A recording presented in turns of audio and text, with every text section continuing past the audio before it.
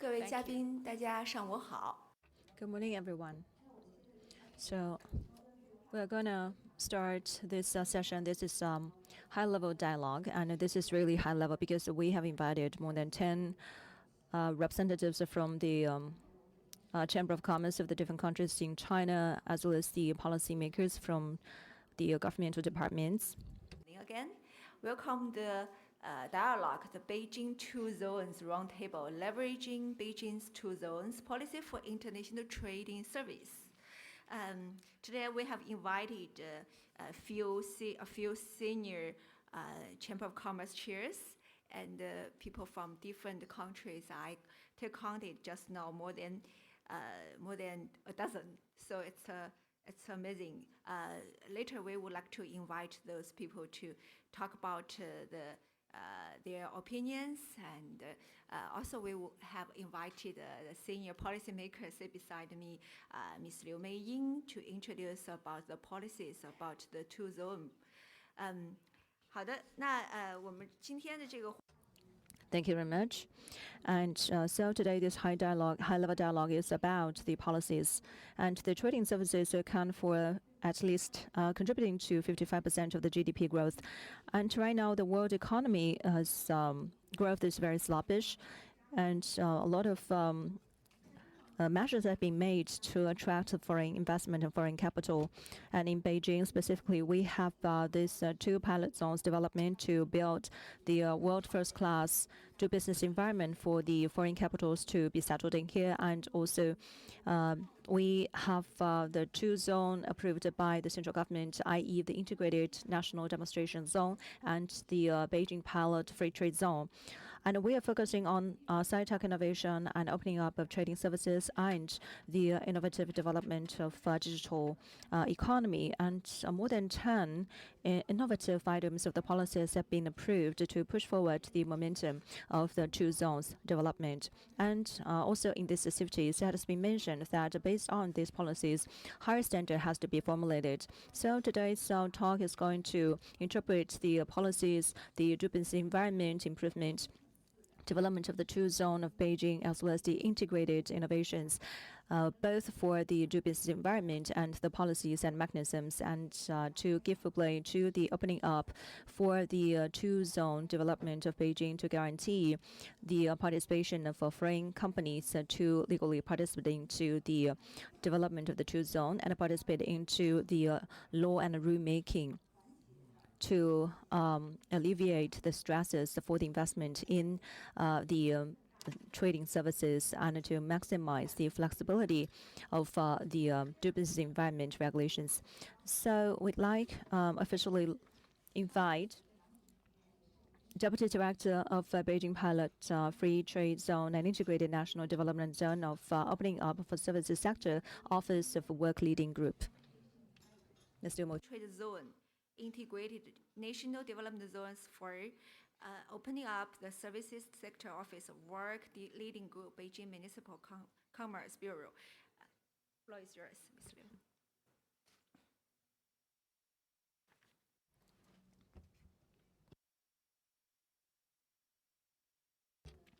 So esteemed leaders and guests, it's great pleasure for me to attend. This is actually the fourth time I attend the CIFTIS, and for me, I've also been engaged with the Inbound and Outbound Forum more than one time. And in recent years, we've been discussing on the policies and to share with each other on the future cooperation on the development of Beijing. So at this high-level platform, it's a great pleasure for me to share with all of you on the current developments of the policies making on the two zone of Beijing.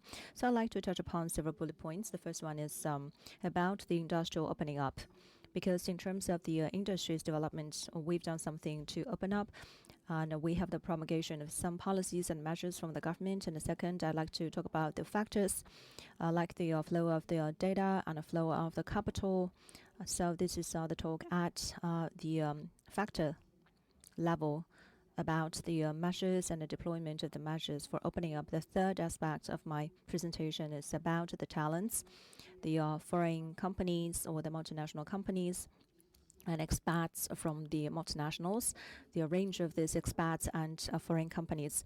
So first comes first, which is about the industry development in Beijing, the key aspect of the opening up of the industry. We have promulgated a lot of policies, and as the single two-zone pilot project city, we are connected with the adjacent area in the Hebei province and the Tianjin city. So the features of this whole area is one of the kind, and we have discovered one of the kind pathway of the development in this region. And we have promulgated a series of the policies you may know. After exploration and trials of certain policies in Beijing, we will duplicate and scale up them into other cities and other areas in this country. So in terms of the sci-tech innovation, previously through the policies of the two-zone development, we have actually seen some areas, including Beijing and other cities, even in some more advanced provinces and cities yet to enjoy some beneficial policies like the credit tariffs or the taxes of certain products. And so the technology transfer of less than 12 million yuan would actually enjoy some tax credits. And some other cities and provinces, even those advanced provinces and cities, would not enjoy the same level of the credit for the taxes like Beijing.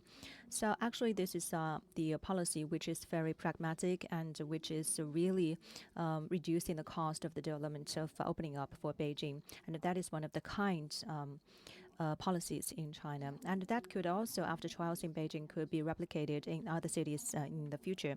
I'd like to talk about the policies to support the Sci-Tech Innovation Center.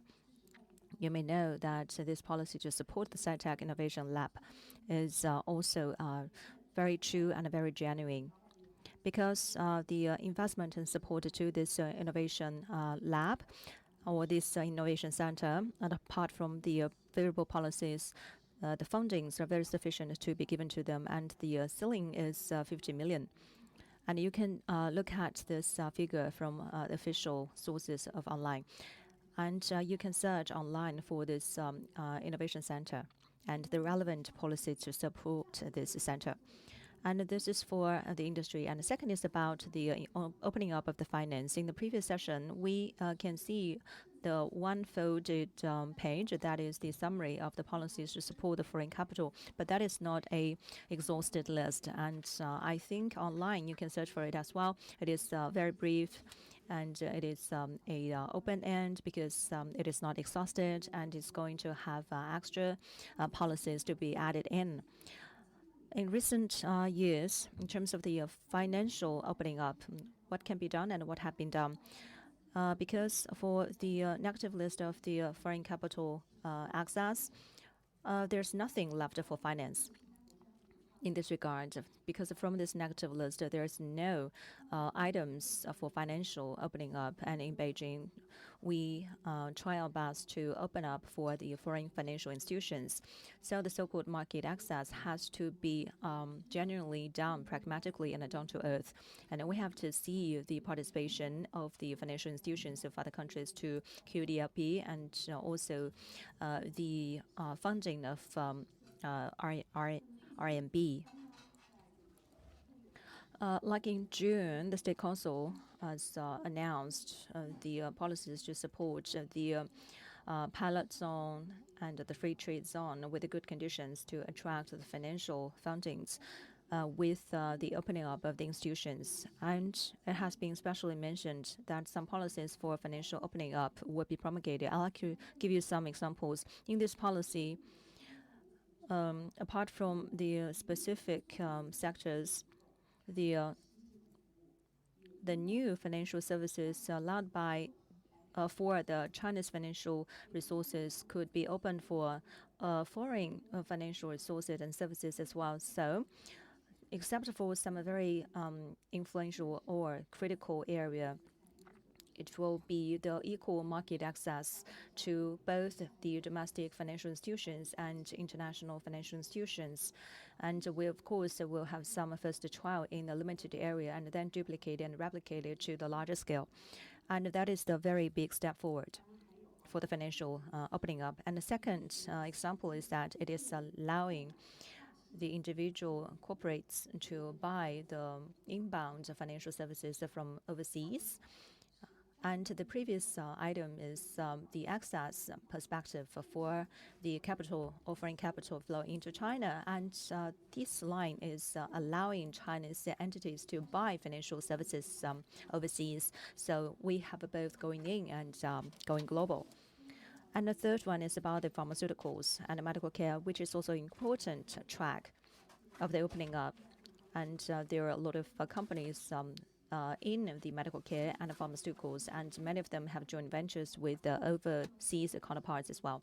And they have done a lot, like the facilitation of the trading services or the services. We're encouraging the acceleration of the transfer of the technologies for R&D. So in China, in Beijing, we have this one-stop service station for the gene research and development, because for the pharmaceuticals, the gene systems research is very critical, and we have to have a series of the policies to support the continuous development and research of the gene-related medical research. And also there is some document right now has been put into place to support the preliminary research for the genome system, and the information could be shared and the procedures could be streamlined and more convenient for the entities to go through.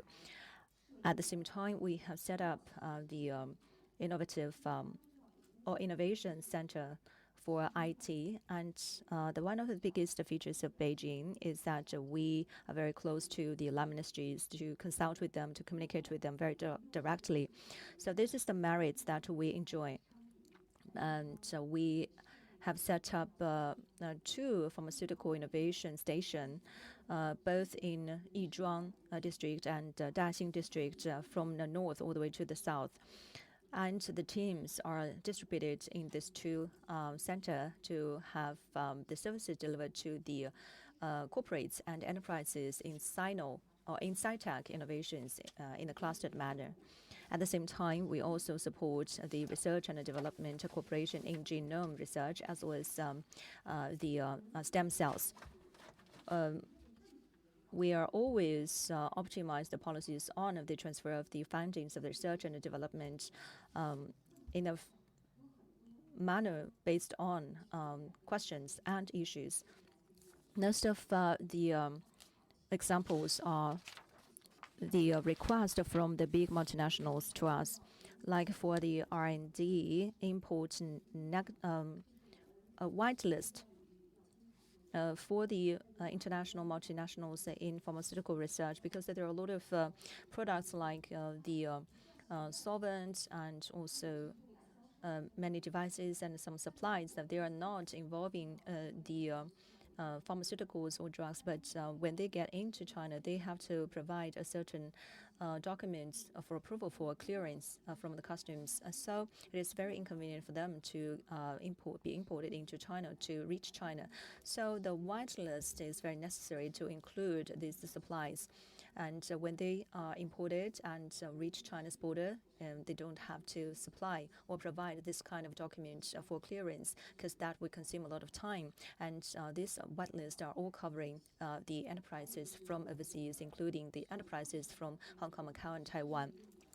For the stem cells for the clinical research, the import of these products previously the import of these products has to be quarantined at a certain port, and then it needs to be checked and quarantined again, clinically speaking, and it consumed a lot of time. And that also requested by the multinationals to shorten these procedures, and this is a genuine question supported by the State Council and by the government.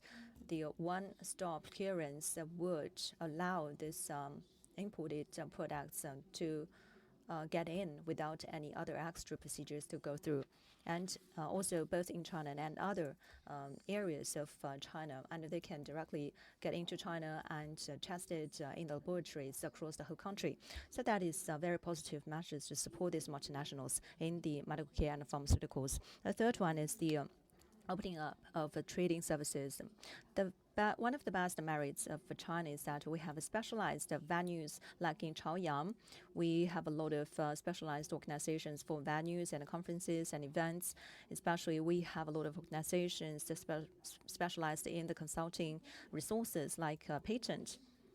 In Beijing, we have the first Beijing is the first pilot city for agency or allowing the foreign agencies to do the agency businesses for the IP rights. And in the free trade zone, and the representative office of some of these foreign agencies have been set up in Beijing free trade zone already. And also the foreign expats are also allowed to take the examinations. Like the IP right, certain documents and examination are open to these foreign expats to apply for. And for the arbitration, there is a arbitration organization which are very influential overseas. So they are also invited to settle in China, in Beijing, and to create a better do business environment with the rule of law. And so this is some highlights that I'd like to touch upon. And the second aspect is about the flow or facilitation of the flow of the factors. Beijing has done a lot in facilitating the flow of the factors. First of all, about the data or the factor of data. You probably may care more about this issue, and Beijing systematically arranged the systems of the policies, encouraging the data becoming a factor right now, in the future becoming assets. Based on the factor systems, we can formulate a framework to encourage it to become a asset in the end. And that is also the framework of the systems for the policies to support this transformation. And right now, we are relying on the big data transfer and exchange platform. And this platform is to support the cross-border data flow between the different counterparts, and as well as the self-assessment of the risks. And this kind of platform is also set up to help the enterprises to have their data flow both inbound and outbound. And the data have been included into the IP right protection scope. And we encourage the pilots for the digital IP right registration and protection. And we set up the institutions and policies to dig the values of the digital assets. This is what we have been doing in terms of data. And also I'd like to say something about the recent opinion issued by the State Council about promoting foreign investment. It has been made very clear that the Beijing's two zones need to carry out pilot projects, and they need to establish special service or fast-track services for foreign investment. And the list for general data should be the first part of the pilot in Beijing in order to facilitate data flow. So when they have this list of general data, and then such data under this list will enjoy convenient flows, and other data that requires assessment or approval, they also will establish some fast-track services to facilitate the process. So those policies are made very clear in the opinion. So those are some national deployments about data. And the second, to facilitate the flow of funds or financial resources. And Beijing has been paying a lot of attention to this historically. For example, how to make good use of overseas fund, and we also have a lot of facilitating measures to support this. And for the foreign investment, when the transfer their money inbound and outbound, we also have clear measures. For example, according to our national policy, those true and compliant transfer of money, we need to ensure the smooth and unobstructed and timely transfer of money for those foreign investment companies. And also the Hainan pilot free trade zone was one of the first to launch such pilots. And the third is about IP. It is not strictly a kind of factor of production, but it is very important. Beijing always attaches great importance to IP innovation and protection. And Beijing has been really a pioneer in this field in the nation. And we have done a lot of exploratory work in this regard, and we have done a lot of preliminary first review of patent in order to shorten the period of approval for patent. And in the two zones and many other parks and demonstration zones, we have also established sub-centers for IP protection in order to ensure that our services can be better connected with the preliminary review process. And those processes will be integrated into the procedures in the park, and then they will get convenient and nearby services in the park. And in some other measures that have been issued, we also have clear provisions about relief for IP violations. For example, in the past, when there was any violation of IP, we need to get the permission of the parties concerned so that the court can take some measures. But according to the new measures, we can go without the permission of the parties concerned. And when we identify any violation, we will take immediate actions to protect the IP. CPTP and some other international trade standards in this sense are used in order to better protect IP. And another important aspect I want to share with you is about the services that Beijing has provided to serve the foreign investment companies, for example, in terms of talent development. And we have established a multi-tiered service channels to provide better services to the companies. In the past, we have the service providers, dedicated service providers, and we also have dedicated service packages for those companies. And going forward, we will ensure better integrated one-store services.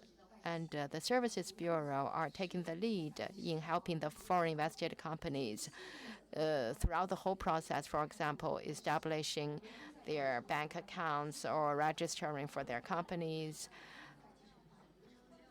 And that also involves the procedures for the foreigners in China. And second, we are improving the systems for the chambers of commerce and the companies to better engage with the municipal officials. And it is called a roundtable system. We want to make it a regular mechanism, and we will raise the level of such communication mechanisms so that they can better connect with the municipal leaders and department leaders. There will be more intensive communications. We hope that such engagements will become more frequent and deep-going, and then we will better reflect the opinions of the foreign invested companies. So those are the mechanisms of services. And in terms of supporting measures, we have a closed-loop complaint handling mechanism. when we receive any complaints or demands, we will distribute the responsibilities and ensure that there will be timely feedbacks. And if it is within the responsibility of the national governments, we will also pass them on to the central government. And we will soon launch this system in our city for frequent communication and timely feedback. And also, we have the both online and offline channels of communication. If you have any complaints or opinions, you can express them through the online platform. For example, the Open Beijing WeChat official account, Open Beijing website, as well as the Commerce Bureau of Beijing. And we are also promoting legislation. For example, in a few months, we are going to pass it to the People's Congress so that we can use legislation to better protect the rights and interests of the foreign invested companies. For foreign talents, we are also taking a lot of measures to provide better services to them. When the foreign talents come to Beijing, they need to get the work permits and resident permits. We are promoting the overseas qualification of foreigners. So if foreigners with overseas qualifications, when they come to Beijing, we also have some measures to provide a better connection with the Beijing for those qualifications.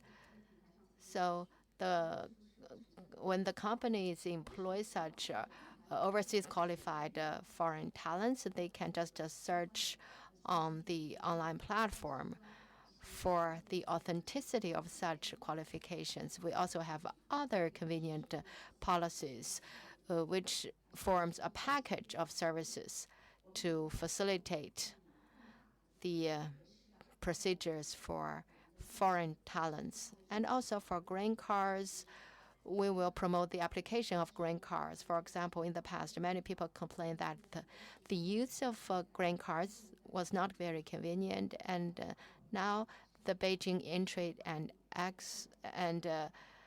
Exit Bureau are working on this to expand the applicable scope of the green cards. And last but not least, it's about the convenient information channels. For example, the Open Beijing WeChat official account, websites, and also the Beijing Commerce Bureau website, and the Beijing Municipal Government multi-language websites. Just recently, it launched the Beijing Service platform online, serving the people who are working here, living here, or visiting Beijing here. They can just log on to the WeChat official account to handle the procedures they need to go through in Beijing. Actually, it was just launched on the afternoon of September the 2nd. This WeChat official account will provide all-around integrated services at the click of your finger point. So then you will be able to better know the services and policies that you can enjoy in Beijing. So those are the things that Beijing has been working on to better promote the opening up and improve our services and attract the foreign talents. I know I've taken too much of your time, and time is limited. If you want to know more about the details, you can just follow our WeChat official account, and you can also follow the 2 briefings that take place every month. If you are not able to attend it physically, you can also follow it online. So we invite the responsible people from different departments to explain the policies and services to the audience regularly. Okay, that is all from me. Thank you very much. And highly appreciate your specific introduction and the interpretation of the new policy from Beijing Two Zones to how to facilitate the multinational companies and free access to the Chinese market. Thank you again. 下面呢，我们想有请这个来。 And now I'd like to give the floor to Deputy Head of Mission of the British Embassy Beijing, Madam Geraldine McCafferty. So, Madam, the floor is yours. Honoured attendees, I'm pleased to be here today at CCG's Inbound-Outbound Forum. I also really appreciate the opportunity to learn more about the exciting Beijing Two Zone initiative. Thank you for the presentation. This year is especially important to the UK because the UK had the privilege of being the country of honour at CIFTIS. We were pleased that Lord Johnson, our Minister for Investment, was here in Beijing to attend in person. This is the UK's largest business delegation to China in over 4 years. We had more than 60 UK companies and organisations, all actively participating in policy dialogues with China partners. CIFTIS presents us with the opportunity to act on the ambition set out in our Integrated Review Refresh, to deepen our trade relationship, as we believe a positive trade relationship brings benefit to both our countries and globally. Now today I will talk about that broader trade relationship. However, I hope the Beijing Two Zone initiative can be a significant role model in the opening up and boosting of trade in and with China. We had our Foreign Secretary in China last week. This was the first visit for 5 years. His ambition was to re-establish direct lines of communication between our countries. Of course, he told his counterparts that there are areas where we disagree, which we need to talk about directly. But there are also many opportunities to work together in both our countries' interests. In that spirit, I want to say a few words on both in the context of our trading relationship. I want to start by setting out the key areas where the UK and China can cooperate on trade and investment. China is already the UK's 4th largest trading partner, with bilateral trade worth over £100 billion last year. The UK is a services powerhouse, making up 79% of total UK economic output. But trade and services are underrepresented in our trading relationship with China. As such, I firmly believe that there are many more mutually beneficial opportunities in the services sector. Education is one such sector. Last year, we welcomed over 140,000 Chinese students from all ages to study in the UK. Indeed, this week, many British schools have signed memoranda of understanding to help expand their collaboration with Chinese institutions. I am delighted that the UK can play such a positive role in supporting China's education needs. Multilateral trade is another area where the UK and China can work together. We share a commitment to a multilateral trading system and ensuring we have a level playing field. I look forward to working together with China to protect and reform this on the global stage. But there are some challenges stemming from trade. The UK does not believe in the narrative of decoupling. We think that trade is a good thing. However, across the world, more and more countries and governments are paying attention to challenges that increased trade can bring. The UK and China are no exception to this. The UK is taking a proportionate and targeted approach towards managing these challenges. For example, in 2021, we introduced our National Security and Investment Act. This act maintains the UK's status as an open and attractive place to invest, and our notification regime gives clear direction on where our security interests lie. The annual report demonstrates we have used this power in a tight and proportionate manner. The UK government has used the powers in the NSI Act 8 times in relation to China and Hong Kong since the Act was passed in 2021. The majority of these cases, the transaction was able to proceed with conditions. There is a perception among some which I would like to address. China is not the target of this legislation.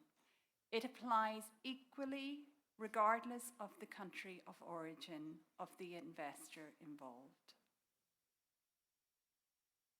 So let me finish by saying again that we do not want the challenges to act as a barrier towards growing our trade and investment relationship. China is an ever-expanding market, and international businesses can play an important role in supporting China's economic objectives. The more we reform and open up our economies, the better it is for global prosperity. And so I do hope that Beijing's Two Zone Initiative will play a lead role in this area. Thank you to the Beijing City Government for organising this event, and thank you to CCG for inviting me to speak. Thank you very much. Thank you, Some McCarthy from the British Embassy. We know that UK and China has a very strong tie on the industry, service industry, and especially the trade. We know every year you just announced that more than 115,000 students study in UK. It's a big source of service industry as well. Like you mentioned, we don't support the narrative of decoupling. That is not good for economic globalization. This is an occasion for the economic globalization. We would like to push forward that by our both development and our job. Thank you so much. Next, we would like to invite another special remarks speaker from Ms. Roberta Lipson, who is the founder and CEO of United Family Healthcare, also the vice chair of AmCham China. The floor is yours, Roberta. Thank you so much, Dr. Miao, and thank you, Wang Huizhang, for the invitation, and a special thanks to Ms. Liu for all of the good news that you brought us today. Today, as Mabel mentioned, I wear two hats. First of all, the founder of United Family Healthcare and vice chair of New Frontier Health, and also the vice chair of AmCham China. In both roles, I cared deeply about today's topic of foreign investment, especially in the service sector, and specifically the contribution of the forward-looking and open policies of the two-zone Beijing policies and what it's meant for United Family Healthcare's development. First of all, I'll speak specifically about United Family's experience, and in a little while in our roundtable, I'll share some general thoughts. United Family Healthcare was born from an idea in the 90s, when as a young business person in Beijing, I observed that many people from the international community would leave China each time they needed to seek health care. it was obvious that there was an unmet need for international healthcare in China. By the 80s, the Beijing government already recognized the need for international education, and Chaoyang District became the home of ISB, the International School of Beijing, and WAB, and now hosts the most international schools of any district in China. Having international standard education was clearly a lure for international investment. And by the mid-90s, the government also agreed with our proposal that having true international standard medical care would be a further comfort to foreign investors, or even an absolute prerequisite for investing. That having been said, it did take us 4 years of convincing till we found a suitable partner and received government approval for our first hospital on Jiangtailu, which many of you may know. We very quickly found out that there wasn't only a growing foreign population, but increasingly there were more and more Chinese talents coming to Beijing as a result of the increasingly international service ecosystem of Chaoyang District and Beijing as a whole, and our responsiveness to the requirements of this international community. I believe we became a part of a beneficial cycle. The better and more international the environment, the more investors and high-end international talents were drawn to Beijing. The friendly policies also made it possible for us to attract top medical professionals and healthcare talent from the US and Europe. Soon, we were welcomed to open outpatient clinics throughout the city, and the approval of our second hospital didn't take years. It only took months. Our second hospital was a rehabilitation hospital to complement the increasingly sophisticated care that was available at Beijing United.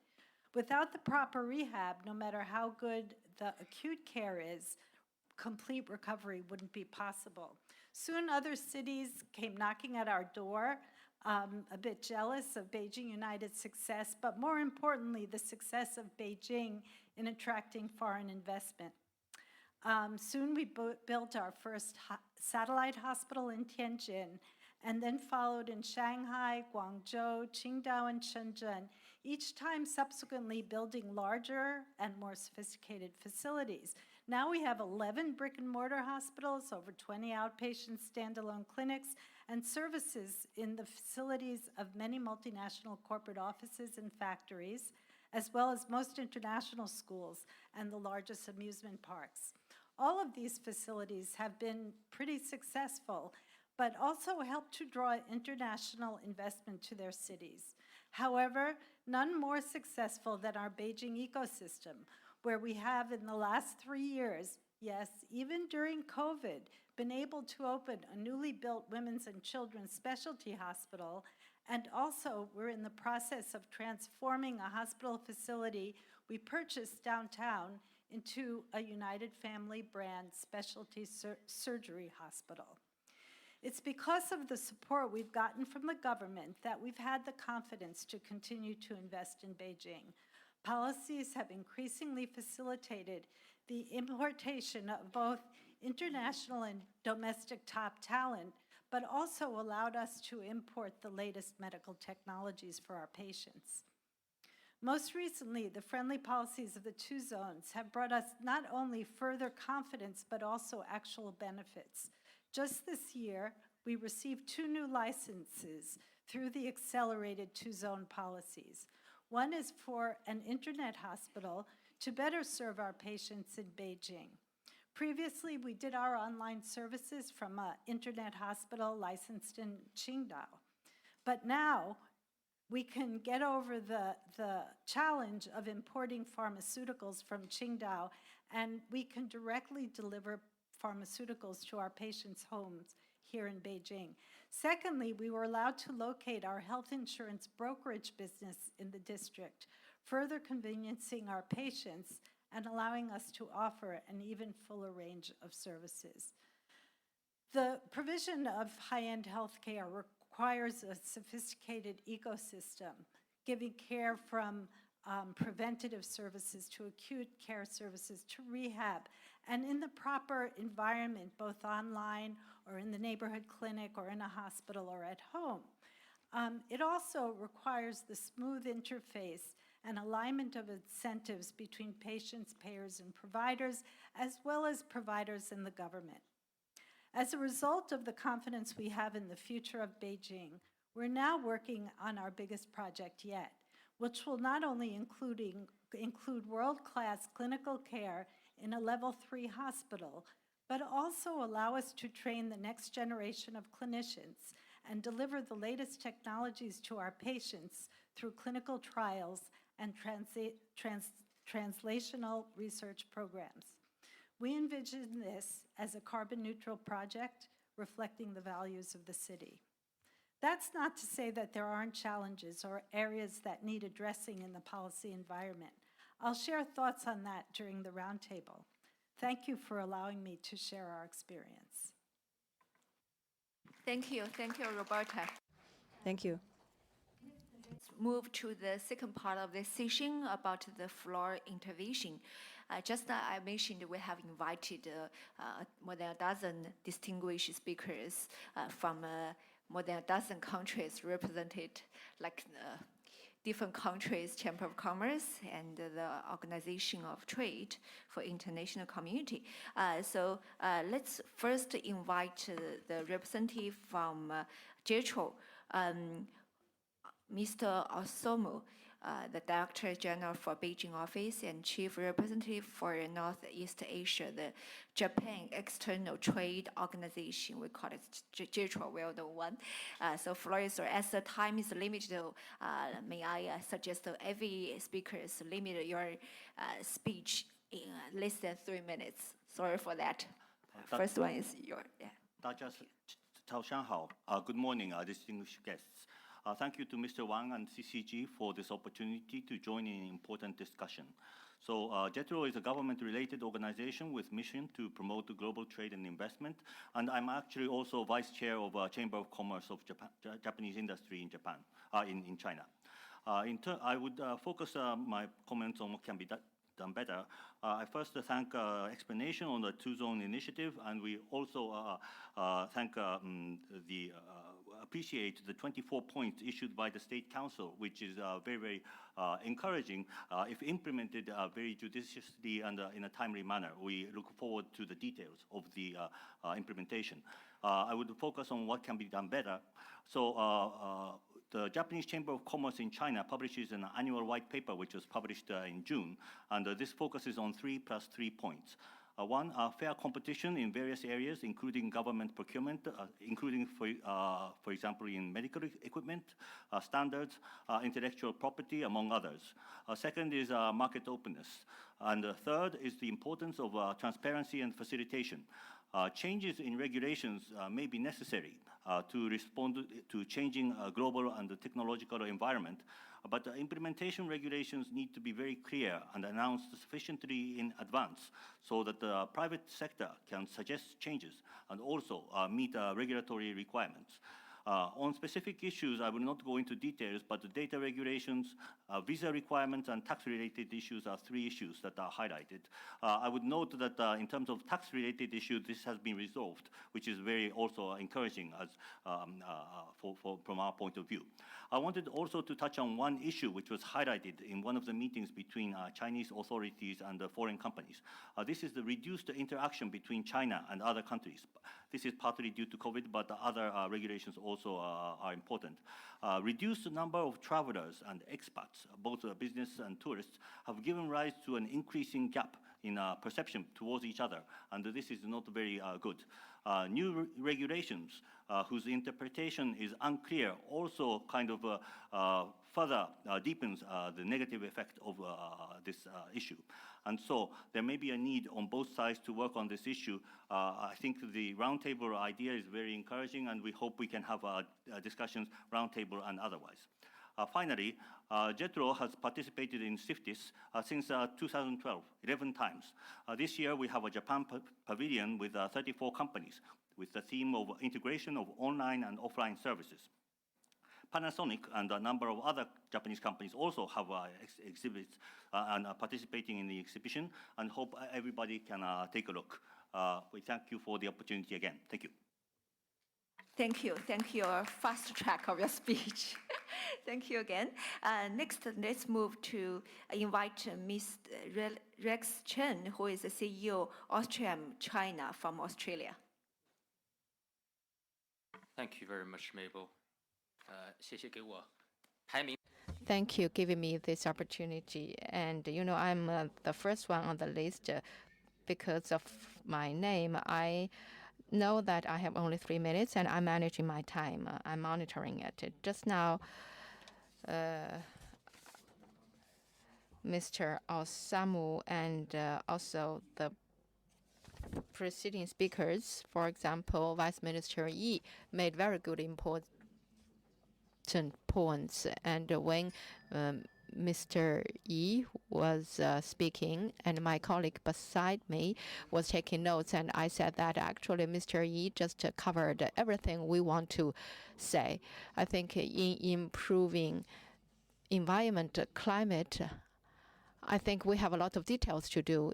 I think this year, the central government and the Beijing government have rolled out a lot of measures and policies to facilitate foreign investment. For example, the opening of borders, the taxation benefits, and some other specific measures, for example, the two zones. However, it is undeniable that as Mr. Yi and Mr. Osamu said, now the foreign visitors are not coming to China much. So that means the reduction of people-to-people exchanges, that will also reduce the mutual understanding. You know why there are not so many foreign visitors? Because there are not so many flights, and they're very expensive, and there are not convenient measures when they make payments in China or make bookings in China. You know, the trade and investment ties all boil down to individuals, and each individual want to have convenient services, and they can get everything done easily. That is what they want. And I'm pleased to see the good policies and measures issued by the Beijing municipal government. For example, the green card, which will be more widely applied. I think we have more to do. In the past 3 years, people's impression about the difficulty in doing business in China should be reversed, but that takes a lot of work. For example, our people, when they are handling visas, they have gained good benefits or services from the entry and exit bureau, and I think that is a good thing. And also, I have a friend from a law firm, and they told me that it seems that in the SOE, many people are asking, is your law firm a foreign firm, foreign investment, or it is Chinese investment?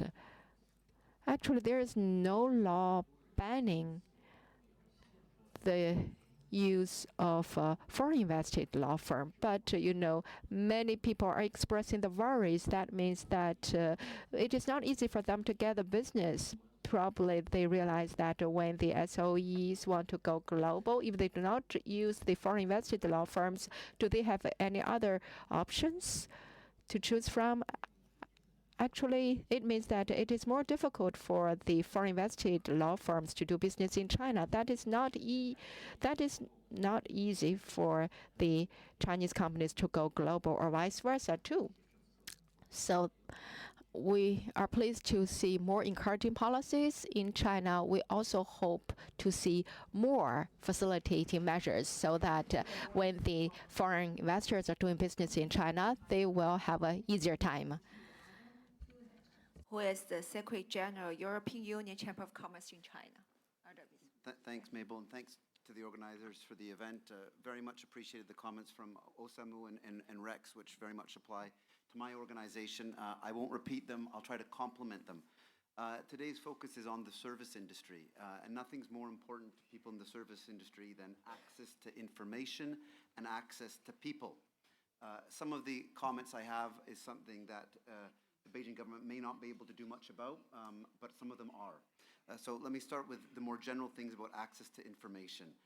Companies make business decisions and investment based on access to information, their own information.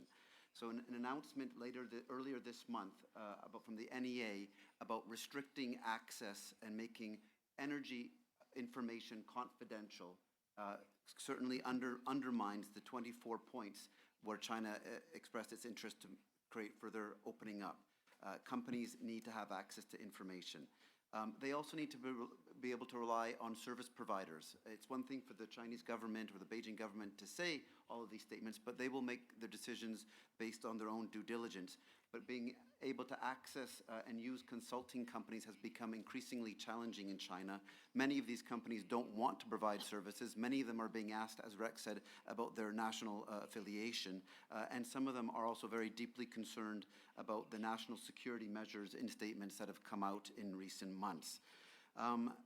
Cross-border data information is also very, very important. It's important for innovation, for companies to make informed decisions and analysis. It's important for our own well-being globally. If you think about the healthcare, research and development, automation, the more data we can collect and provide and analyze together, the stronger we can promote productivity.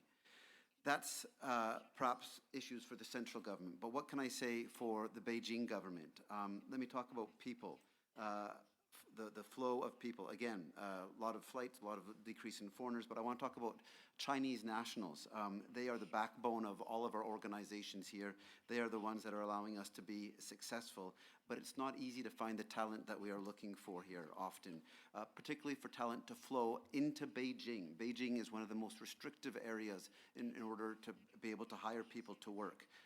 Many of our companies want to hire people in Beijing, but to do so, they need to register an entity here. Registering an entity in any other city is going to cost you over 1 million renminbi. For companies, particularly in the service and retail sector where they want to have representatives in other cities, this just isn't an option. So they are forced to use a third-party provider whereby they have to pay a lot more for hiring them, and the benefits to employees are diluted as a result. So I think there's a lot that can be done to improve the benefits and optimization of the labor market. The second example in the labor market where I think Beijing government can help, again, it's a pilot project, so it's time to try new ideas. But I was told very sadly last week by one of my top employees that she's going to have to leave my organization after 15 years because her daughter, who's going to be 15 soon, will not be able to go into school in Beijing because she needs to do she needs to take the entrance exams in her own home city if she plans to continue in China to do a Gaokao eventually. There must be a possibility for talented, qualified Chinese nationals that have proven their worth in this city to be able to have families and have children that can go to school here. Thank you. Thank you, Adam. Just now, two of you mentioned very specific problems about how to recruit the talents, how to use the foreign consulting firm in China. Those are very specific ones. Okay, let's move to Mr. Noah Fraser, the Managing Director, Canada-China Business Council, CCBC. Thanks, Mabel, and to Henry and the CCG, as always, for assembling this group. For the last several years, you guys have provided this forum for us, and we are always appreciative of this open and frank policy discussion, whether it's on Beijing or on more central issues. But tough acts to follow, of course, from my colleagues at the Japanese, European, and Australian chambers, but also a very specific thanks to Dr. Lipson for 3 weeks ago delivering my second baby at BJU. I'm delighted to have your services here in the city. I don't know what we would do without you.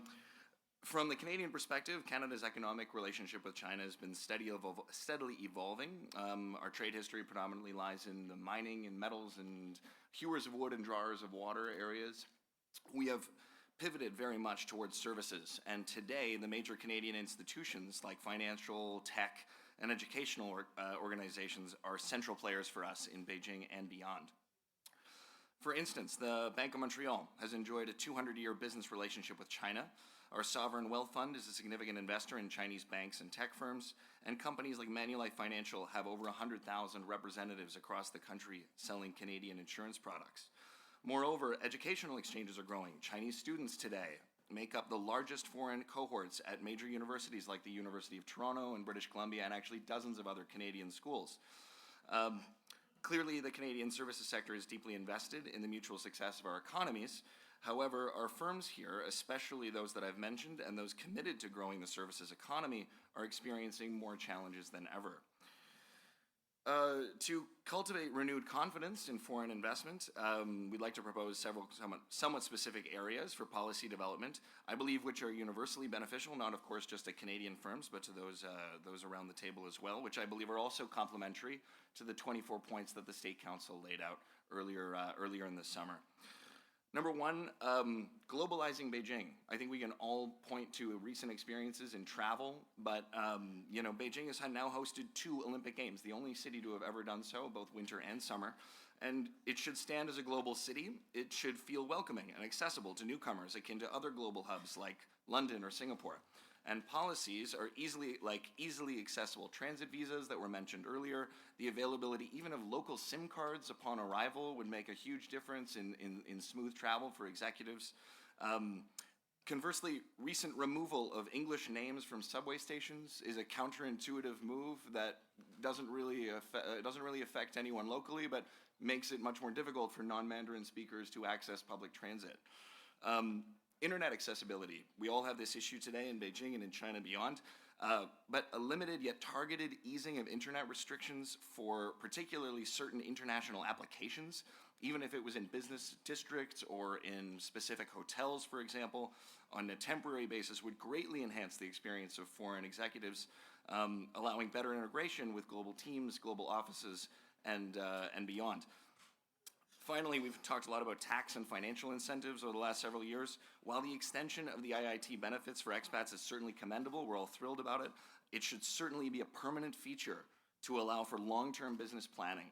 The structural challenges that expats face that the IIT benefits represent are not going away in 4 years. And so we will be back at the table in 2026 arguing for these exact same policies to be continued on a perpetual basis, thinking also about international companies putting people here on a 4 to 5 year basis. They're already over in 2027. They're already making different tax plans for the end of a posting for a foreign expat to come over here. Finally, we've talked a little bit about data security and legal concerns as well. There are new data privacy and espionage laws that have led to international companies segregating their China operations. Several of our companies have said they are now siloing their Chinese operations for protection of their data, of their boards and beyond back on the home side. This is counterintuitive as well. It does not help to globalize and integrate and open up, to use that term. So we believe a review of those regulations is certainly imperative, or at least more clarity. So obviously some of these ideas are very micro in scope. Some of them are very much more macro and sweeping. You know, we firmly believe that the program that CCG puts together here in the CIFTIS trade show provide invaluable programs or platforms, for dialogues such as these. But remember that business fundamentally thrives on predictability and stability. We hope that Beijing policymakers will continue to engage in constructive conversations and integrating the perspectives from this diverse set of residents and investors around the table who all call Beijing home. So with that, I'll say merci, 非常感谢. Thank you. Thank you. Thank you, Noha. Invite Jens, who is the delegate and chief representative of a delegation for German Industry and Commerce Beijing, executive director of the German Chamber of Commerce in China, North China. Jens, floor is yours. Thank you, Mabel. Thank you, everyone. Thanks for the invitation. I think many things have been said from my colleagues. Let me just point out a couple of things. I think at the moment, foreign businesses need positive signals because it is vital as the Chinese economy falls behind expectations, and doing business in China is increasingly perceived as a risk for a lot of companies. So I think at the moment it comes down to rebuilding confidence and rebuilding trust. And there are 3 points I want to point out, and then give some more input to what Beijing could do to improve the business environment. So rebuilding trust, I think, is the first point needed at the moment. That needs supply, but also demand-side focused policies, strengthening market mechanisms and private enterprises, and pushing forward with reform and opening up. And we've heard many things from Ms. Liu about the two zones, that about things that have actually been implemented. Also the 24 points the State Council announced 2 weeks ago was very much appreciated by the foreign community. So we've seen over the last month on the central government and also local levels a lot of initiatives to gather all these policies initiatives. But coming to my second point, and some of my colleagues have mentioned it, implementation is key. Without implementation of these policies, it's worth nothing. So I think the key is implement what you have announced, and that will really make a change. And my third point is, and some of my colleagues have also mentioned it, I think it's important to have clear language in regulations and laws, because unclear language will increase uncertainty for companies, and that's poison at the moment.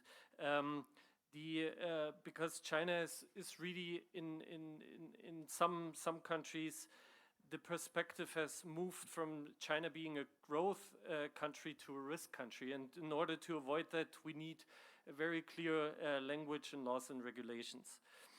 Again, we very much appreciate the 24 policy points that have been put out by the State Council, and I think it would be great if Beijing set an example by being the first implementing all these points. But for that, we still have a couple of questions or guidance for that. For example, if the 24 points talk about public procurement, then what does exactly that produced in China mean in the procurement process in Beijing? We know from some medical companies they are having a difficult time getting into medical facilities in the public procurement.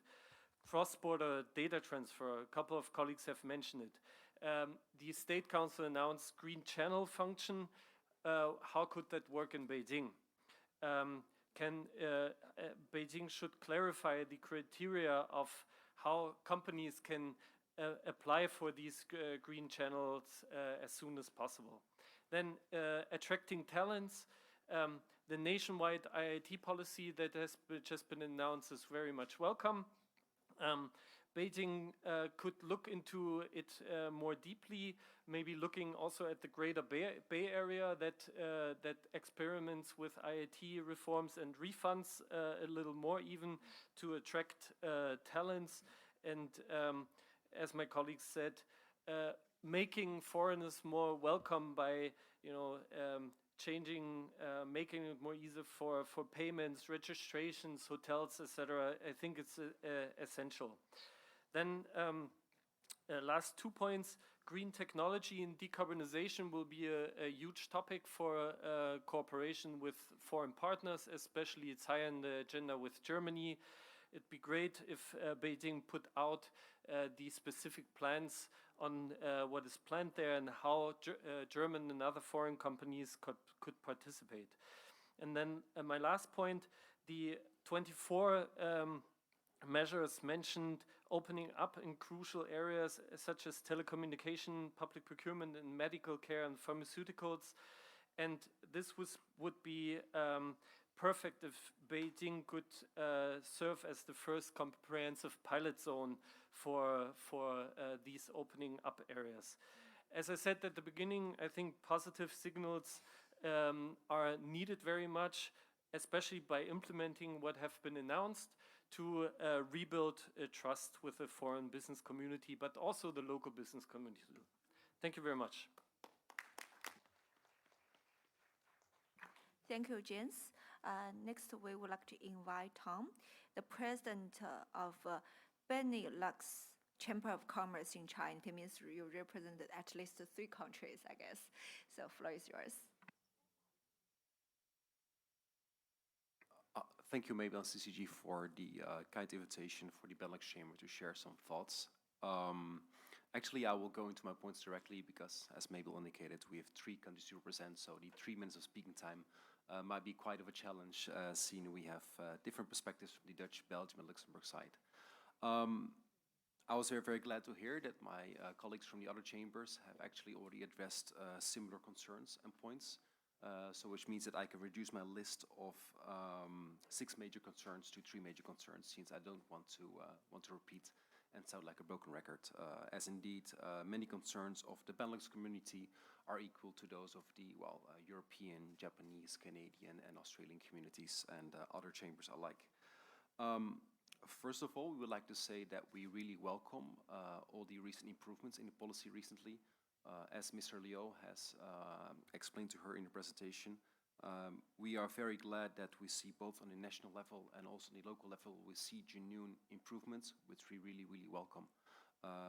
Even though we believe that those improvements might be due to time, we always are very happy to see these policies being updated.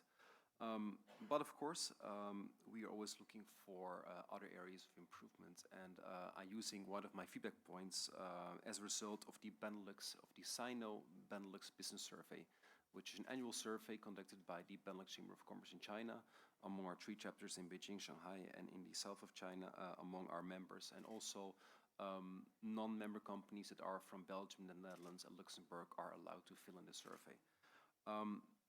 We looked at 3 major concerns which we really feel, if they are properly addressed, could even make China a more attractive place for foreign investment.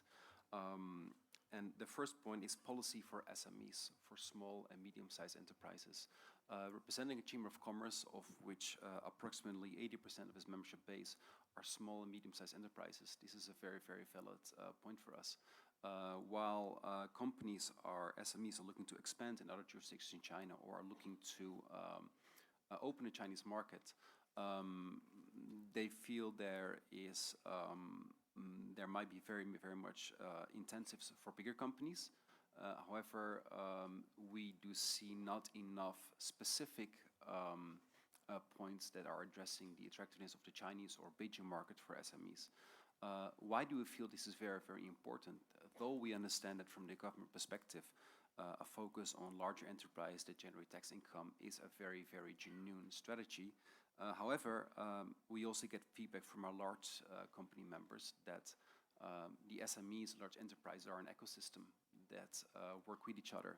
So many large foreign enterprises in China need SME consultants and other companies with specific expertise, especially in the services sector, to help them successfully conduct their business in China.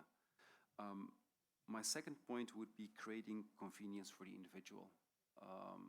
According to my definition, a company is a group of individuals working towards a common mission. We see genuine improvements for specific industries and for companies in China, for which, again, we are very grateful and we welcome those developments. Yet, if companies deal with, and I'm talking both about Chinese employees as for foreign employees, if employees lack the convenience in their daily lives to build a family in Beijing, to be a successful employee, then this represents genuine challenges to our companies in not only finding the right talents, but also employee retainment is a very genuine challenge. And we hope that some new policies focus in improving the investment climate would be also targeted at the individual, of which companies would also greatly benefit. Then last but also not least, and this has been addressed by the other chambers as well, but I would like to address it again, it is the perception of the image of China domestically and also abroad. So when we look about large enterprises, they make their investment decision based on information. Unfortunately, smaller enterprises and even some large enterprises make their investment decision based on perceptions. Many of those might be true. Many of those, they might be somewhere in between truth and perceptions.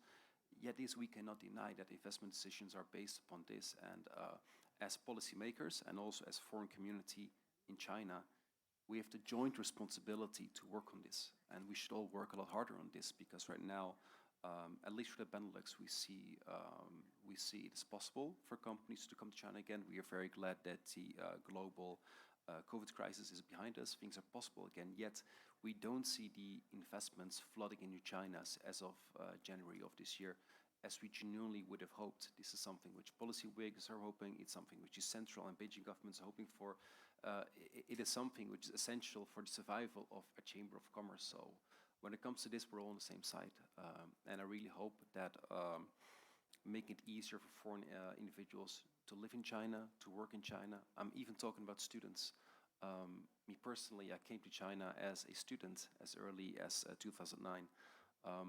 Right now, we had to set up a special working group with the Netherlands Embassy to facilitate internship positions for Dutch students and Belgian students coming here for an internship, because this has become increasingly difficult. But I believe these people are, the interns that come to China right now, they might be at this table 10 years later. But we both, as foreign companies or as policymakers, we're not very facilitating to them.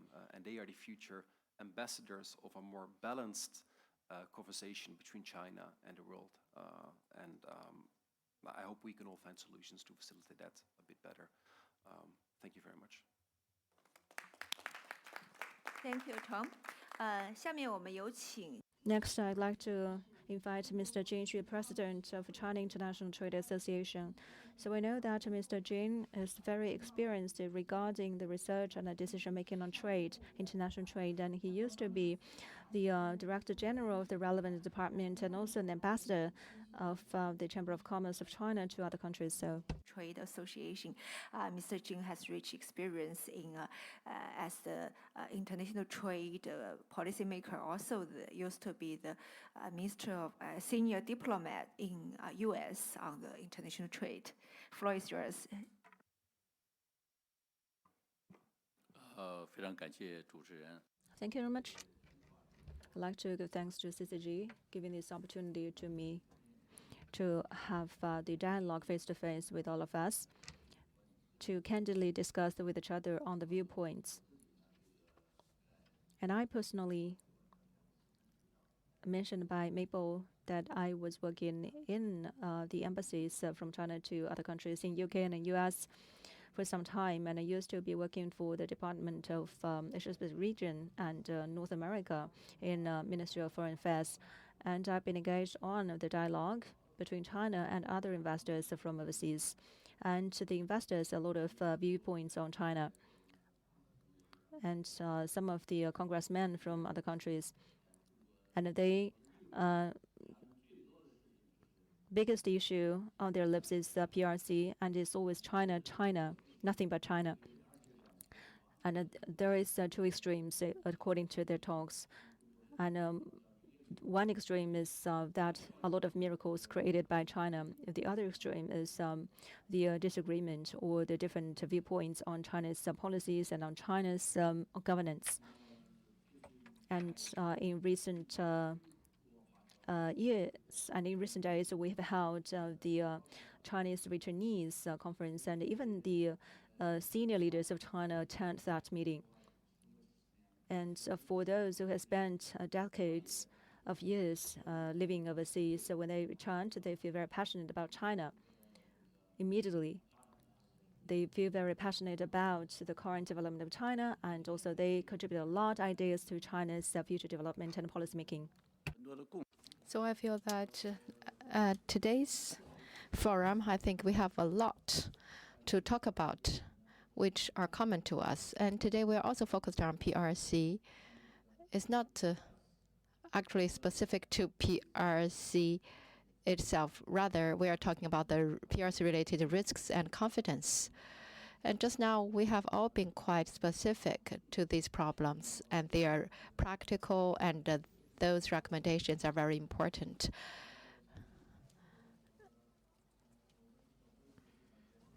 You know, I have also gained some first-hand experiences myself, and I have also a lot of thinking.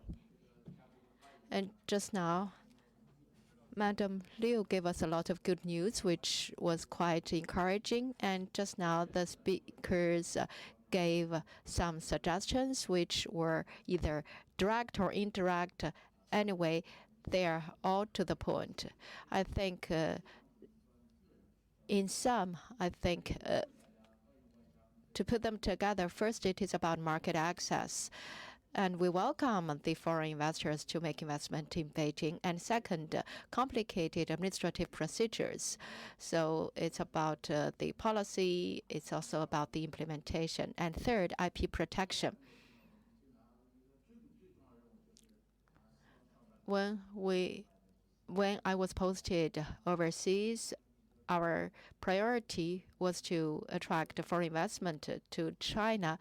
I was very happy that Madam McCafferty is here. I think the UK is advanced in technology and many other areas. So we welcome them to China. But probably today I make investment in China. After 3 years, there will be copies of my technologies or products, and then they will have to leave China then. So they have their worries and concerns. And the fourth thing is about the trade barriers, all kinds of trade barriers. So we need the good policies. We also need the good publicity and promotion. And more importantly, we need good implementation and delivery.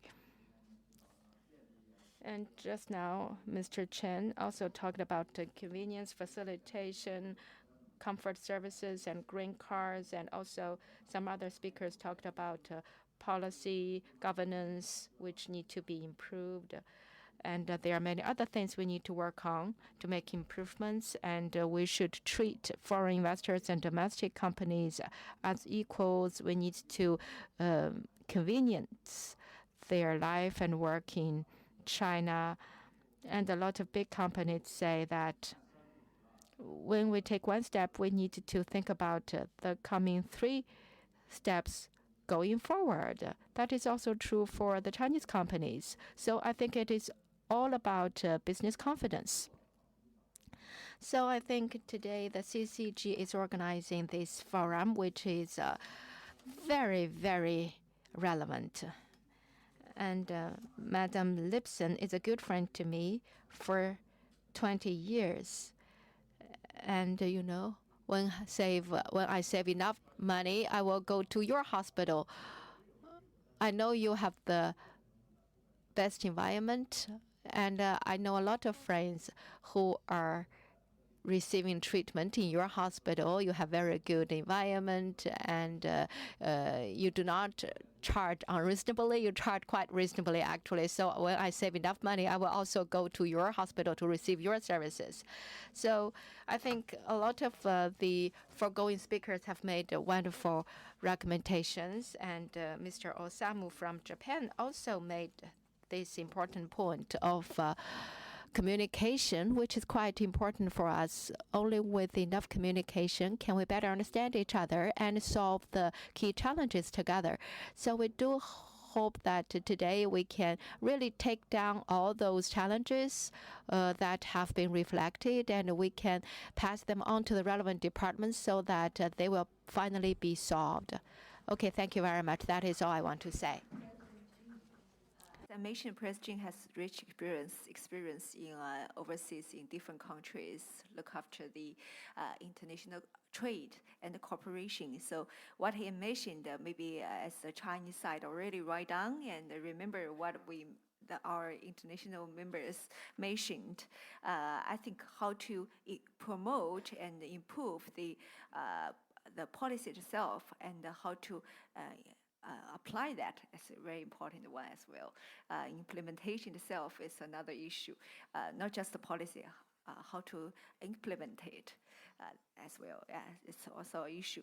So thank you so much, the voice from Mr. Jing Xu. Next, we would like to invite Mr. Law Wei Ken, who is the chairman of Malaysia Chamber of Commerce and Industry in China. 罗维坚商会的会长，是马来西亚商会的会长，有请您。Thank you, Madam Mabel Miao. I also want to thank the CCG for the invitation. Please allow me to speak in Chinese. I hope you can understand. Okay. 刚才 Just now, I think our colleagues talked about policy problems, central government policies or two-zone policies, which are very important initiatives. And there are actually 8 sectors. It is very comprehensive. We also talk about how to implement the policies.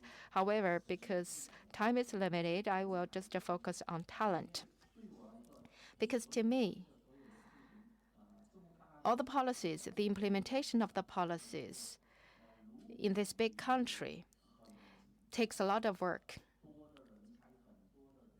If we do not have the talent support, if we do not have the people, the talented people who are working together around the important ambitions, then it is difficult for us to really put the ambitions into reality. To achieve this objective, 我这里有几个 I have some of my personal observations to share with you.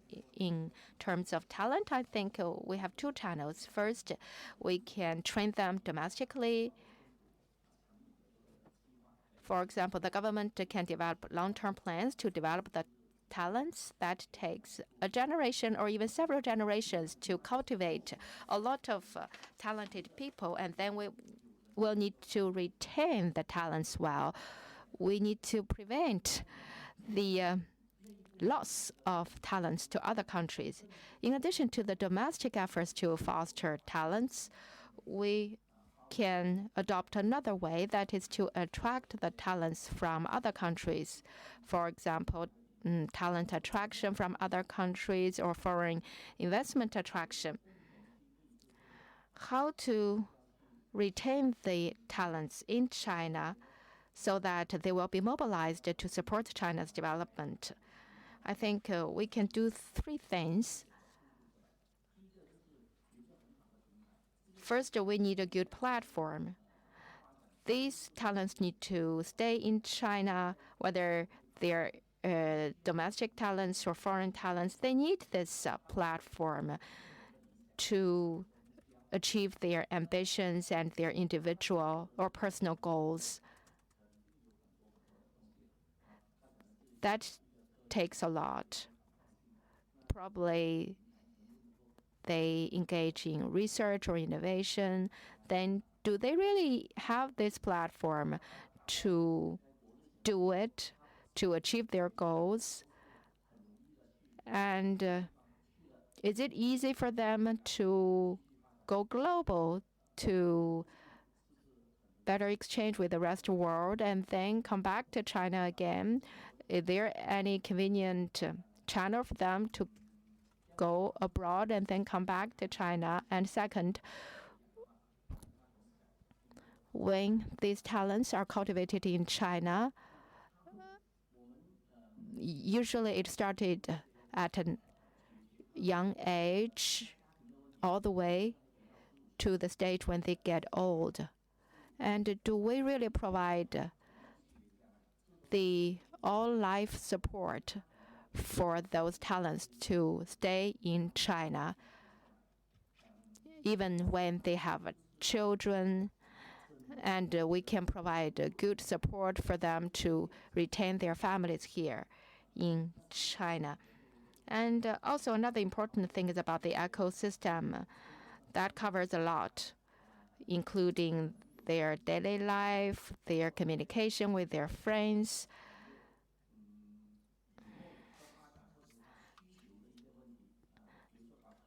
And what they need in their own development in the sectors they are involved in. For example, can they get easy access to the resources and equipment support so that they can better develop their ambitions here in the specific sector? So I think those are the key things that they need so that they can stay here as important talents. So I think the market and the economy are ripe enough to provide such an environment. And now what we need to do is to ensure that we can better serve those people. And I think that is something we need to pay attention to. Thank you very much, Mr. Luo. I think just now, Madam Liu also talked about talent services.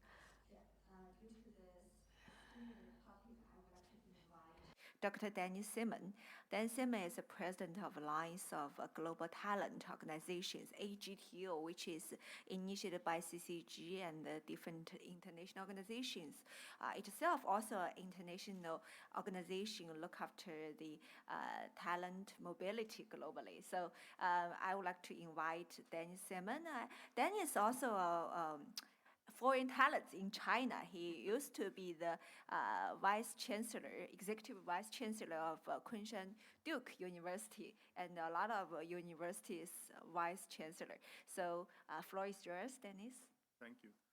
Thank you to the Beijing municipal government and to CCG for inviting me. And as I looked around the table, except for Roberta, who probably is here in China longer than me, I recall just a few years ago for the foreign business community, if they could get a good cup of coffee and a cup of vanilla ice cream, they were very, very happy. And when the Jianguo Hotel opened up, if they could get an American hamburger, they were even happier. So, you know, if you think about where we were way back and where we've come to today, this is almost highly remarkable that we can have this kind of dialogue with such an open voice and such a sense of sharing. And I really appreciated the remarks of Deputy Director Liu, because I think she was extremely frank about where things stood and what had to be done. And I think that I was watching her, she's taking copious notes about everything so that the Beijing government can understand what foreigners need. I had the opportunity to serve in two major posts in the management consulting industry here in China. First as the general manager for Anderson Consulting, which later became Accenture, and then as the founding president of Monitor Group China. And in those capacities, I had a chance to work with over 200 multinational companies doing business in China.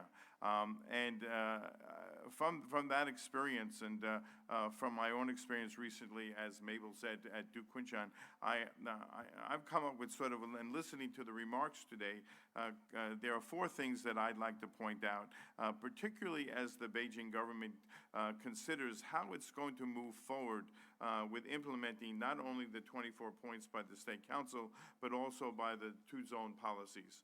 So the first thing I'd like us to consider is that when companies make decisions about investment, the first thing they consider is predictability. Predictability is very, very important, because even if there are harsh policies in place, the policies need to be clear. So everyone has the specifics of what those policies mean, and they're also consistently implemented. And we've heard from a number of people the plea for consistent implementation. And I think that that's something that really is very important. We also have to realize that the decision makers these days for foreign investment in China are not China experts. They are decision makers. A number of years ago, it used to be the case, companies did things in China that they wouldn't do anywhere else in the world because they wanted access to the China market. But that's not the case today. A good business decision in another country is a good business decision in China, and they try to follow these kind of procedures, and they can only do so against the background of predictability. The second thing that they need is consistency. There has been a saying in the China business world, everything you hear about China may be true, but only some of it is reliable. And so you go to Beijing and you get one set of policies, and then the next week you're in Shanghai, you get another set of policies. The regional and provisional differences in response to national policy directives can be very confusing to companies who are trying to set up operations in multiple places in China. So the need for standard approaches to compliance with the directives coming out of the central government is very, very important. The third thing I want to mention is directionality. So we've constantly heard over the last 40 years in reference to the discussion about economic reform, that economic reform really is following the way by feeling the stones. In other words, it's not precise, it's not always scientific, and sometimes it's 2 steps forward and 1 step backwards. And that's very understandable. There's a concept called strategic ambiguity in policymaking in China, that not all policy has the precision that we often find in Western countries, and therefore, from a corporate strategy point of view, often there is this feeling the way. And I think even in Ms. Liu's remarks, we sort of heard they're feeling the way. But at some point, you know, for strategic business needs, there must be clarity about the direction of all the policy changes that are being made. And there also must be speed. Speed is important in the transition to these new policies, so companies don't become frustrated, impatient, and basically lose their desire to move forward in any kind of way. And that means they must have comfort in moving ahead so that they have some idea about the future.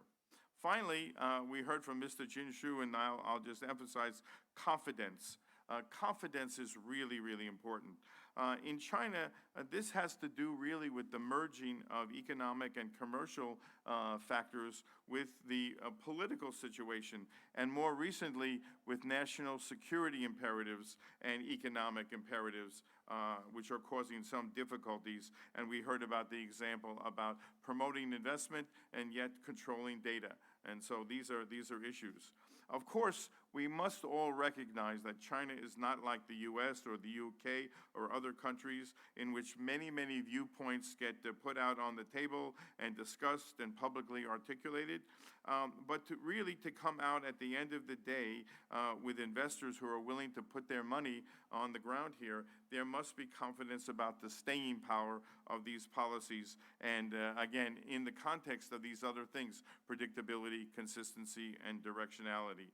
And I would give one just good example, and that has to do with IP policy. I think all Western companies know that China probably can do better on some IP policy. But if you looked where IP policies were a number of years ago, and you look at the improvements that occurred over the last 10 years, basically you can see that there's been a significant improvement, and while there's still a way to go, I think that there's a willingness to make these policies even go further with the kind of guidance that we were asked about from Ms. Liu. So I would end just by saying this is a partnership.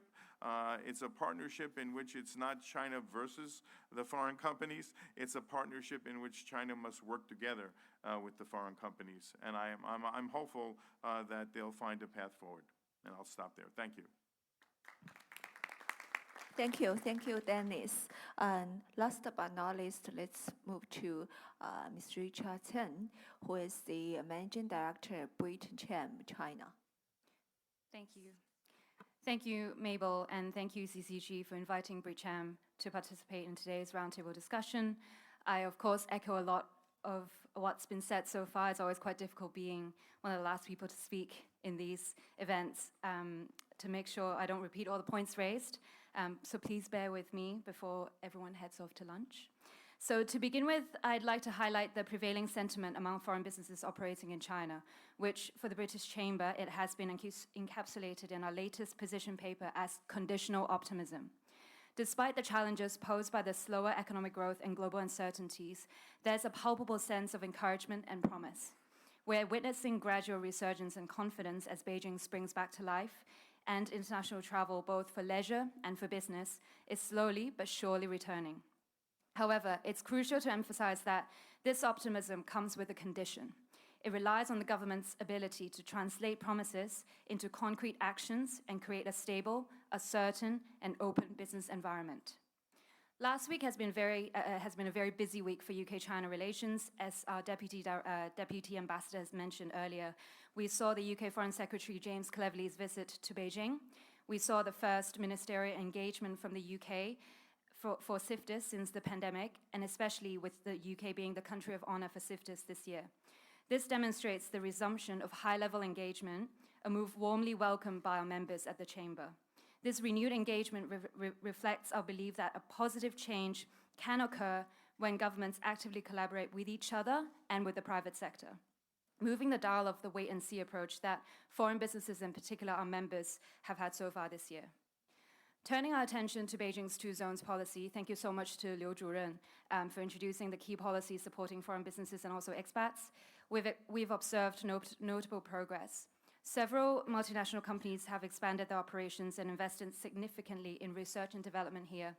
For the UK, Standard Chartered Bank's participation in China's cash pooling pilot scheme, along with its approval to establish a wholly owned securities company, underscores the growing appeal of the Beijing market, its increasing potential, and improving openness. Nonetheless, it's important to acknowledge that despite the government's stated goals, many opening measures are still in the development phase. For example, the facilitation of cross-border data transfer and acceleration of digital trade, which is central to the Two Zones Policy, are still work in progress. While initiatives like cross-border data pilots and digital trade zones are in the pipeline, details about their progress remain limited. We've seen some improvement and clarity in cross-border data compliance and data security, but many foreign businesses in Beijing continue to encounter challenges when navigating security reviews of cross-border data with the Cybersecurity Administration. As some of us have pointed out today already, the postponement of the individual income tax law is extremely welcoming for the business community, making lives easier for organizations that have to bring a large number of foreigners, for example, the international schools here. This is a step to the right direction. Including the 24-point opinions from the State Council, we can see that there's now more space for communications and commercial engagement to move forward. It is clear that China still has a lot to offer. There are a lot of opportunities here, but frustrations still exist among our members. We've been having a lot of meetings with government officials. We're hearing a lot of words of welcome, encouragement, and we really do reciprocate that. We have 171 recommendations set out from our position paper that are still need to be addressed. It is important, therefore, for the government to increase interaction and increase the lines of communications with businesses, and we're hearing that today, which is very positive, particularly for two zones in areas of financial services, vocational education, and support to new entrants to Beijing for science and technology projects. Tailored services and preferential treatments or tax reliefs for new entrants, and in particular for SMEs, are also encouraged. To sum up, the British Chamber is encouraged by the Beijing's commitment to further opening up and involving foreign businesses and international talent in the city's high-quality development under the Two Zones Policy. We look forward to the full implementation of specific measures to unlock the potential inherent in these market-opening initiatives, while actively also contributing to the city's continued role as a hub for international talent and investment. Thank you all. Thank you, Mr. Chen. And Roberta said would like to end some points, but time is limited, sorry. Yeah. Really quickly, before I was asked to speak about United Families experience, but I'm also wearing AmCham China's hat. And on behalf of them, I'd like to add some points really quickly. It's been a tough 3 years for all of us, but especially for US businesses, because on top of the pandemic, we've also had a very rocky bilateral relationship to deal with. Over the last little while, there's been 3 big things that have given some increased confidence to our members. One being the high-level contacts between the US leadership and China leadership. We've had 5 secretary visits over the last 1 month, and I think this communication is absolutely key. But I think it's also key that we 接地气 and also have more people-to-people contacts and more city-to-city contacts, and I think that will make a huge difference. In addition, the 24 points and the policies of the two zones are also extremely encouraging, as are the tax policy. But as my colleagues have said, further transparency and continuity will be really, really welcome implementation. And so I have 5 really quick specific recommendations. First is I hope that the Beijing government could help us to gain further transparency on regulations such as cross-border data protection, anti-espionage, et cetera, and so forth, the regulations that are bringing concern to our companies.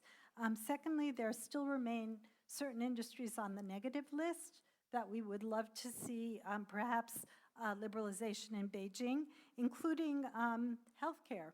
So that would be a great thing. The genetics material law, as friendly as the two-zone policy is toward clinical trials and biomed, the genetic material law is still a huge impediment to cooperation in medical research. Many of our companies are having problems with government procurement, and we're looking forward to the definition coming out with the fear that if it's too complicated, it won't solve the problem. If the definition of what is a Chinese product is too complicated, it will bring more problems. And finally, on talent issues, we really appreciate some of the liberalized policies for visas and green cards, and but it still is quite cumbersome that all of the documents that need to happen need not only notarization but apostillization. Takes months to bring high talent in sometimes. And also there are many categories of talent. For example, for healthcare, like physiotherapists, nutritionists, respiratory therapists, that the foreign license is not recognized in China. So I think there's still plenty of room for us to further improve the environment and build confidence among all of our foreign companies. So finally, thank you so much for the opportunity to have this discussion. Thank you, Roberta. Additionally, at last, we would like to invite President Hu Yaowang to give some conclusion. Yeah. Okay, great. Thank you. Yeah, I think this morning we had a very good, very significant and very stimulating discussion. You know, first of all, I'd like to thank, of course, the Madam Director Liu for giving all very concrete and very specific, you know, all those policy directions. I think, you know, the Beijing Municipal Government Two Zones Office is very forward-looking and is very experimental, but also come up with a lot of policy and very concrete. For example, she just now mentioned that now, you know, in the financial sector, all the, you know, foreign capital, you know, institution would be opened up. Basically the same both in China and Chinese company or foreign company, and also allow the enterprise individual to cross-border buying, you know, financial services. On the pharmaceutical side, there's some breakthrough as well. And of course, the most important thing mentioned is data as resources. You know, there's a green channel being established. So I remember this also. As a former CPPCC Beijing committee member, last year we had actually, you know, discussed quite a bit about this data flow. And we actually, CCG organized multinationals to talk about data flow, and we put up the recommendations to the government as well. So we are coming to the era of data free flow now. So it's very, very important. So those are the things we discussed as roundtable. It's become actually a trademark of this CCG event with Two Zones Office at CIFTIS. It's really practical, you know, very you know, data-driven and solution finding, you know, conference that we're having here. I'm very pleased to see that we had the chamber representative, you know, in addition to the government. You know, we have chamber from China, from US, EU, British, Germany, Canada, Luxembourg, Belgium, you know, and Netherlands, Malaysia, AGTO, and many, many more. Actually, this is what we want to do, is that really collect all the voices, recommendations, suggestions that we can actually summarize them, and then we can put forward to different government representatives like MOFCOM And people actually, Mr. Jing used to be the DDJ of the American Oceania Department, but he was president of China Association for International Trade under the MOFCOM. So we'll collect all those findings, and then we're really going to submit them to the different ministries. And of course, Beijing Municipal Government as well. We have directly Ms. Liu. She's very pragmatic, very forward-looking, and very helpful for multinational, because they are the forefront. And Beijing is the pilot, actually not only for Beijing, but for the country as well. So I think all your recommendations well received. And that is exactly 4 years ago, CCG launched the International Chamber of Commerce Roundtable, launched by the former Minister, CCG Honorary Chair Chen Deming, exactly 4 years ago. And we're glad to see this roundtable is continue this tradition.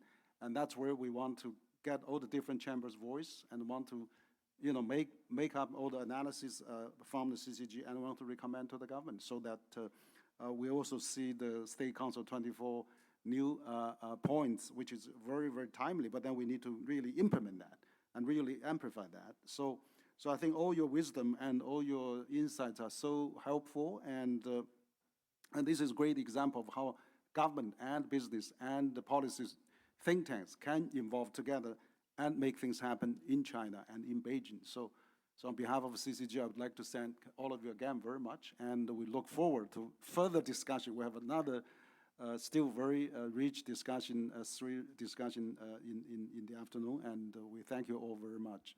Appreciate it. Thank you. Thank you all the speakers of this session. It's a higher level dialogue, we just call it.